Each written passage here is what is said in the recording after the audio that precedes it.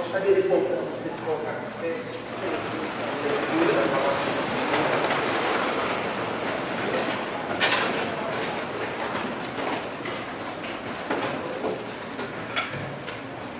Segundo Timóteo, capítulo 4, 6 a 8.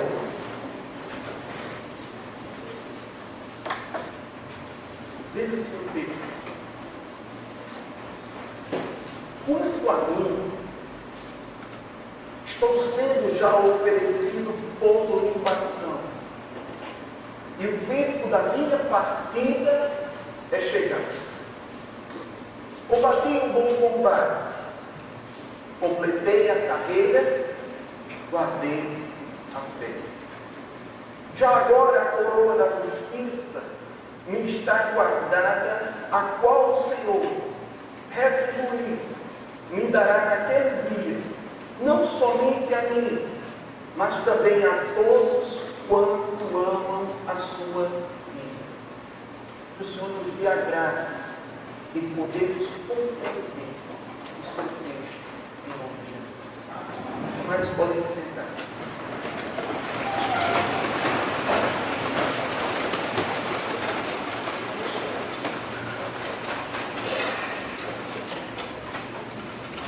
Existe um filme que muito me chamou a atenção pela cena tão realística que foi criada por Steven Spielberg em torno da invasão da Normandia durante a Segunda Guerra Mundial. Esforço em que as tropas aliadas invadiram aquele país. Então, embora esse filme tenha sido uma ficção, mas me chamou muito a atenção no momento em que, por ocasião dessa guerra, os Estados Unidos havia um departamento em que ali era emitido, era feito algumas cartas que eram endereçadas às famílias que tinham perdido seus entes queridos em campo de batalha. E a secretária, ela datilografando aquelas cartas, ela percebeu que 3 cartas tinham sido enviadas à mesma família, a família Ryan. Então, ela vai lá no arquivo e vê alguma coisa e vê que a família Ryan tinha enviado 4 filhos para combater em favor dos Estados Unidos. E então sobrava apenas um soldado, e ela foi despertada daquilo e comunica ao comando militar, então que o gentílico ele se reúne, pensando em minimizar as dores daquela família que tinha enviado seus 4 filhos ao campo de batalha, organizaram uma equipe para exatamente resgatar o soldado Ryan daquela tragédia que seria certamente iminente na vida daquele homem. E então é organizado um pelotão, e ali, durante aquele momento da peleja, que aquela equipe de militares está em campo de batalha, que consegue resgatar o soldado Ryan. Então, o capitão John Miller, quando ele vai, juntamente com o pelotão, ele é ferido com um disparo de morteiro e ele cai. Então, a tropa vai seguindo e ele fica ali, sabe que não vai ter condições de prosseguir. Então, ele chama um soldado e manda que chame o soldado Ryan dele. Quando o soldado Ryan chega, é o capitão John Miller. O capitão diz uma frase que é muito impactante. Ele diz para aquele soldado: viva uma vida que faça valer a pena o sacrifício que nós fizemos por você. E dizendo isso, ele morre. A propósito, o filme começa com o soldado Ryan visitando o cemitério com seus familiares, ele já velho, seus filhos, netos, e ele visita alguns túmulos, e ali ele procura e chega na lápide daquele capitão, e ali ele vê toda aquela cena na sua mente, e ele pergunta: será que eu vivi em um filho que fez valer a pena o sacrifício desse homem por mim? Eu queria nessa manhã, queridos, lembrar de algo não fictício, mas lembrar de um sacrifício que foi real, que o Deus Criador dos céus e da terra, um dia ele enviou seu Filho unigênito para morrer na cruz do Calvário, como um preço pelo seu e o meu exemplo. Então, precisamos viver uma vida que faça valer a pena, que honre o sacrifício que foi feito por mim e por vocês. Quando eu olho para a Bíblia Sagrada, eu vejo muitos homens que assim fizeram valer esse sacrifício do Senhor Jesus. Então existe na galeria dos heróis da fé tantos homens a qual o próprio escritor sagrado disse que foram homens que o mundo não era digno deles. Eu olho para o apóstolo Paulo, para o exemplo dele, que ainda hoje fala nos nossos corações, e vejo um exemplo de vida, de modelo a ser seguido por todo aquele que verdadeiramente tem o desejo de honrar um preço tão alto que foi feito por nós. Então, quando eu olho para esse texto, 2 Timóteo, esse texto ele é mais como um testamento, é uma despedida do apóstolo Paulo, como ele estivesse morrendo e deixasse uma herança preciosa aos seus leitores, a qual nós também nos apossamos também, dessa herança, por esse legado que ele deixou. Nessa segunda carta, quando o apóstolo Paulo escreve, ele não estava mais naquela prisão lá em Roma, como Lucas termina lá em Atos, capítulo 28. Paulo não estava mais naquela prisão domiciliar que ele pagara com o seu próprio sustento. Segundo os historiadores, Paulo ele recebeu uma espécie de habeas corpus. Ele teve uma liberdade provisória e então ele estava em Trôade quando, por decreto de Nero, ele é preso novamente, bem como todos os outros presos políticos, e ele é levado rapidamente para Roma, e agora ele está numa masmorra fria, escura, e ele sabe que por decreto do imperador romano, mais cedo ou mais tarde, ele teria sua cabeça decapitada na Via Ápia pela espada romana. O que me chama a atenção é que Paulo, ele não está deprimido, ele não está lamentando a sua vida. Se fosse eu confesso que depois de ter vivido 30 anos de ministério, 30 anos bem vivido, confesso que eu faria uma oração pedindo a Deus, me poupa desse cálice. Depois de ter servido, gostaria de ter uma aposentadoria pastoral, uma aposentadoria boa, pudesse descansar meus últimos dias em paz. Mas Paulo não,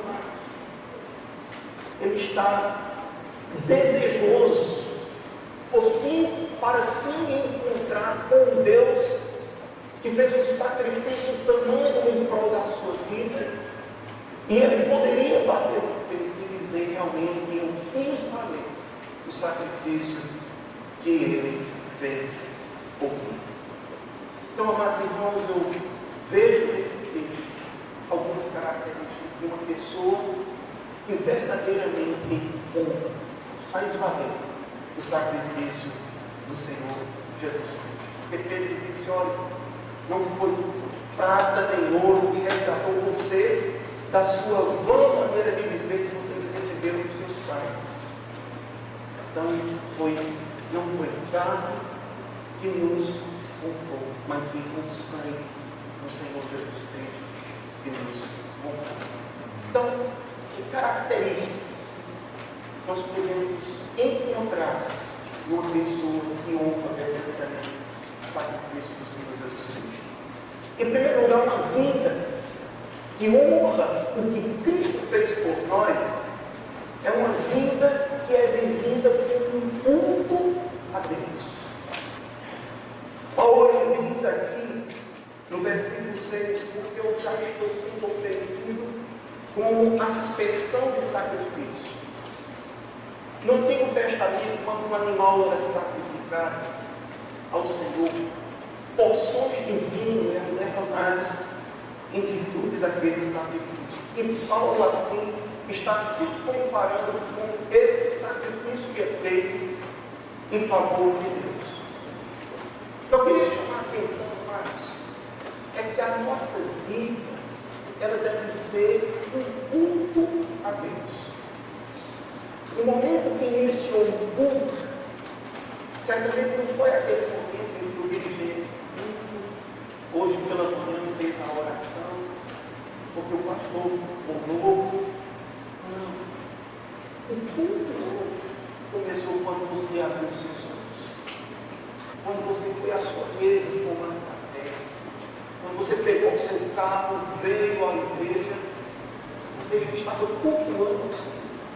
Aqui simplesmente é o clímax de tudo aquilo que nós já fizemos em nossa vida. Paulo, ele disse, então, rogo, irmãos, pela misericórdia de Deus, ofereçam os seus corpos como sacrifício, como sacro ofício, vivo, santo e agradável a Deus. Isso é o vosso culto racional. Uma vida que glorifica a Deus é uma vida que é vivida como um culto. Em todos os momentos da nossa vida, o nosso corpo ele deve expressar essa vida de serviço, essa vida de adoração, de sacrifício, de louvor, de ofertas, de envolvimento, para que ele cresça e para que eu diminua em nome de Jesus Cristo. Quando nós diminuímos, certamente o Senhor cresce. Ele é o Senhor das nossas vidas. Das nossas vidas deve ser culto oferecido ao Senhor Jesus Cristo. Diga assim para o lado da tua vida, um culto ao Senhor.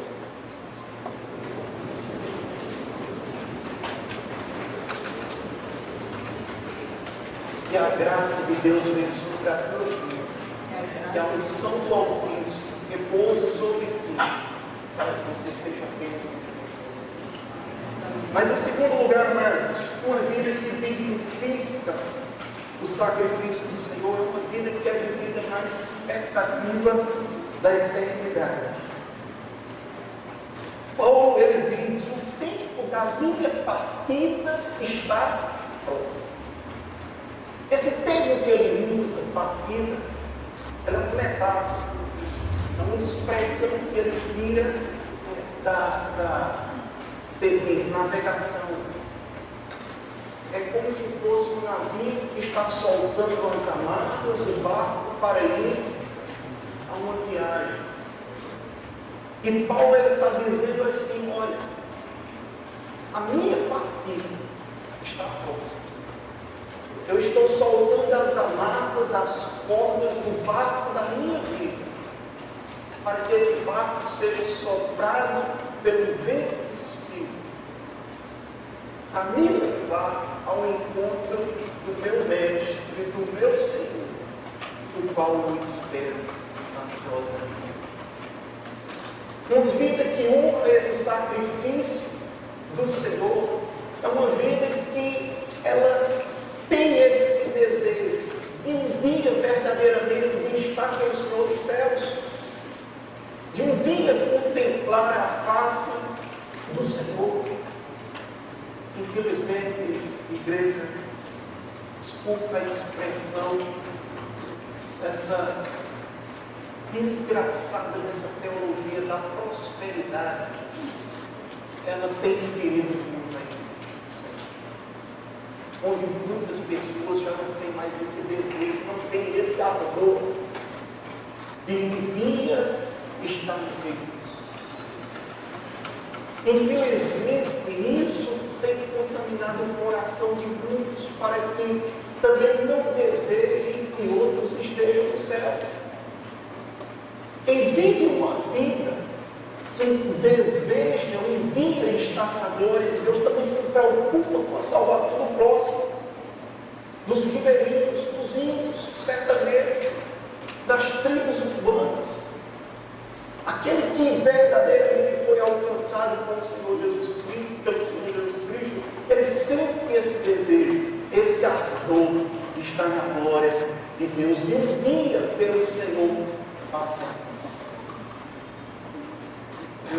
Certa vez eu vi um pastor, também umas viagens imaginárias que ele tinha, e depois eu passei a ter esses pensamentos meio doido. Eu passei nordestino, sonhador, caboclo sonhador. Então, eu sonho também um dia quando eu estarei no céu. Quando eu vou ver Abraão face a face, eu vou chegar perto de Noé, conversar com ele. Noé, como é que foi essa história aí da arca? Realmente foi que você administrou esse negócio aí? Como sonho um dia quando eu vou chegar lá para Paulo, perguntar: Paulo, que espinho na tua carne foi esse? Explica aí, porque por mais que eu estudei, não encontrei não. Chegar para Pedro e dizer: Pedro, como era esse teu relacionamento com tua sogra aí? É uma bênção, né? Então, meu sonho, gente, nesse momento que eu vou encontrar minha mãe, que já descansou no Senhor, todos os irmãos em Cristo que foram na frente, quando eu vou encontrar também com tantas pessoas, que a gente vai estar naquele céu maravilhoso, da festa tremenda, e de repente, opa, o que é que foi isso? Você viu? Um arcanjo que passou. Isso no céu, viu, gente? Aqui não. Então, mas o meu sonho vai ser, nada disso vai ser o mais importante. O mais importante é quando, diante desse banquete celestial, se cumprirá o que está escrito em Salmo 34. Quando se virá. Levantai, ó porta. Olha, para que entre o Rei da Glória. Quem é o Rei da Glória? O Senhor dos Exércitos. Ele é o Rei da Glória. Louvado seja Deus. Então, amados irmãos, uma vida que honra esse sacrifício do Senhor Jesus Cristo. Uma vida que é vivida nessa expectativa da eternidade. Mas também, amados irmãos, uma outra característica de uma vida que identifica o sacrifício do Senhor Jesus Cristo é uma vida que vive um realismo de luta. Não é alena. Paulo disse: combati o bom combate. Acabei essa expressão combate é guerra, irmãos. É luta. Quem é líder aqui nessa igreja sabe muito bem o preço que você paga para liderar. Quem é pastor também. Quem é missionário também sabe o preço que a gente paga nos campos para ver o nosso Brasil salvo. Glória a Deus, é tempo de celebrar o avanço de missões nacionais, mas sabe logo que só os missionários que estão nos campos. Sabe lá o que a junta passa para arrecadar os seus recursos, para avançar, para dar uma satisfação para Deus, também para para mostrar para as igrejas aquilo que Deus tem feito. A vitória é nossa. Quem crê, diga amém. Amém. Mas também é luta. Então eu vou ver. Paulo disse: eu acabei a carreira. Combati o bom combate. Essa carreira que se apresenta aqui é uma maratona. Não é um tiro de 100 metros, de 200 metros, o atleta se prepara bem e aquela corrida e ali tem. Não, maratona, gente, uma corrida de 42 quilômetros. Porque o atleta começa devagarzinho, ali vai tomando fogo, sabe o momento de avançar, de recuar um pouquinho. Porque a vida cristã ela é assim, não importa a forma como você iniciou, mas o que importa é como você vai terminar a carreira cristã. E Paulo aqui está dizendo: eu estou terminando essa minha carreira, estou terminando essa minha batalha, mas estou guardando a fé. Então, amados irmãos, isso é muito importante nessa expressão, nessa afirmativa de que todo aquele que deseja honrar o sacrifício do Senhor Jesus Cristo assim faz. Guardar é algo que todos nós precisamos fazer. Fé aqui, quando essa palavra fé tem um artigo definido, não tem que dizer a nossa crença simplesmente, mas o conteúdo doutrinário. Paulo está dizendo aqui que ele é um bom dispenseiro, ele teve a chave da dispensa, ele não deu o alimento estragado para o rebanho, não deu o alimento vencido. E hoje a gente vê no meio nosso tanta loucura, tanta besteira que é anunciada, e que outro dia eu esfreguei bastante meus olhos para saber se aquilo que eu estava vendo era verdadeiro. O pregador dizer que o sacrifício, ou seja, o milagre que Jesus Cristo fez, transformando água em vinho, não era necessário. Vi pregador dizer que o apóstolo Paulo era meia sola, né? Então não era um apóstolo bom, porque ele adoeceu. E também o pregador dizer e convidar as pessoas para ir para a igreja dele, oferecendo sabonete do sangue do Cordeiro. Verdade. E tem mais.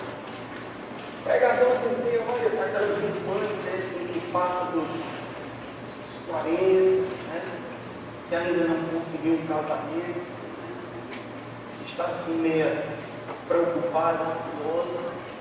O pastor disse: venha para a minha igreja e você adquire um kit Esther. Kit Esther é um kit, né, que tem batom, aquele pozinho, e a irmã que adquire aquele estojo ali que passa, vai chover na sua hora. Vai fazer fila, vai ter para escolher. Gente, isso é a verdade, é o que a gente tem ouvido por aí, gente. Por isso, igreja do Senhor, aquele que vive para honrar, glorificar esse sacrifício que Jesus Cristo fez, não embarca nessa não. A fé é algo que você vai guardar e vai apresentar para o Senhor daquele dia. Então, por isso, temos um desafio missionário também nas grandes cidades. Entre as seitas, precisamos verdadeiramente, igreja do Senhor, honrar, fazer valer a pena esse sacrifício que Jesus fez por nós. Deus, ele, finalizando, ele teve um sonho Deus nos sonha. Ele diz no certo pastor, ele sonhou em ter muitos filhos. Eu e você somos parte desse sonho de Deus. Mas Deus, para ter muitos filhos, Ele deu seu Filho único, Jesus Cristo. Ele semeou. Porque para Deus é dano e ciência. Então, igreja,